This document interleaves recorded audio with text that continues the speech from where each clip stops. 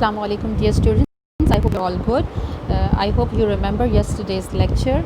In the previous lecture, we had discussed some of the reasons which account for the failure of boys in college, and those reasons were given by Herbert E. Hawkes in his essay Why Boys Fail in College.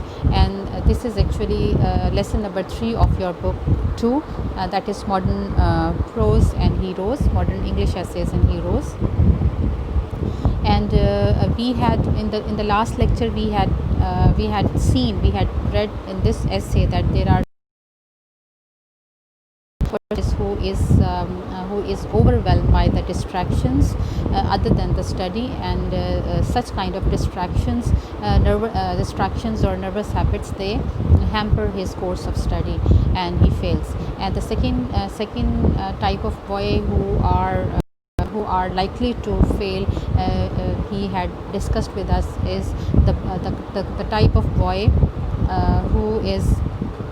who has some mistaken ambition. Means the parents had decided something or opted a subject or field for him which he is not interested, so he doesn't pay interest, he doesn't pay effort, that's why he fails. Now he is moving on to the third type of boy who is likely to fail in college, and this is given in page number in paragraph number 3 of this chapter or this essay.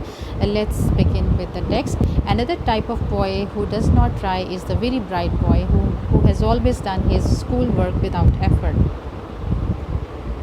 So a boy being bright in studies, being very good in studies, that also sometimes become a cause of failure, according to Herbert E. Hawkes. And a bright boy who has always done his schoolwork without effort, such kind of boys who are bright, who are genius, who are intelligent, they pass their examination until school without paying any effort, and who has never learned what real application is. And such kind of boys who have never learned what is real application, what is the real hard work, what is the application of the knowledge they have been given. So such kind of bright boys, they have passed their studies until school, but and that also without effort, but they fail in college. He supposes that he can float through college with as little effort as he did through school. So in these lines he explains the reason why bright boy fails is that he supposes that he can pass his examination, he can float through college as he did in his school, but actually this is not the case.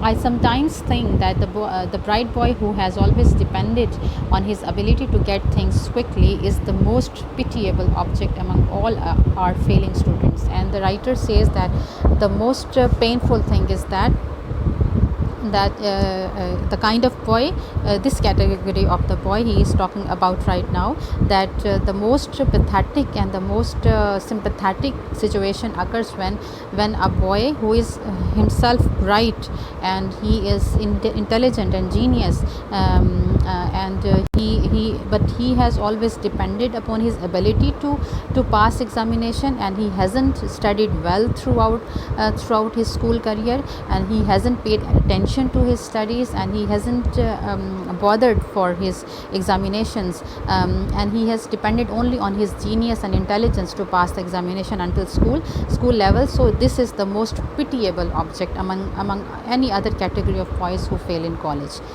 For it is almost a tragedy to see all of this keenness going to waste, and to feel that the entire opportunity which the college has to offer is passed up because of a too receptive mind. and because keenness going to waste, his keenness is going to waste in college, because and to feel that the entire opportunity which the college has, and the college has so many opportunities for the students to the college offers so many opportunities for students because of a too receptive mind. He's passed up because of a too receptive mind, and his mind is receptive. It just takes things as it is, and he doesn't try himself to understand things. This is a pitiable thing that he has passed all the whole year in thinking that I will just take the lectures, I'll just receive things, and I'll just put them on into my examination or paper. But at the end he knows that this was not the case as he thought throughout the year, as he believed throughout the year, and he wasted all his time, he wasted all his lectures, he wasted all his time, he didn't pay any attention to studies. So now he realizes at the end that only taking lectures, receiving lectures isn't good. He had to study, he should have studied well, he should have paid effort, he should have attempted things by himself to attempt a good paper. The cure for this sort of thing is again not easy, and he comes to the cure of this thing. How can we cure such kind of reasons, how can we cure such kind of problem to avoid boys failure in college? And he again says that the cure is not easy, the cure of such kind of boys is also not easy, for it involves an entire change of attitude. And because this involves an entire change of attitude, and a throughout change of attitude of the boys, an attitude of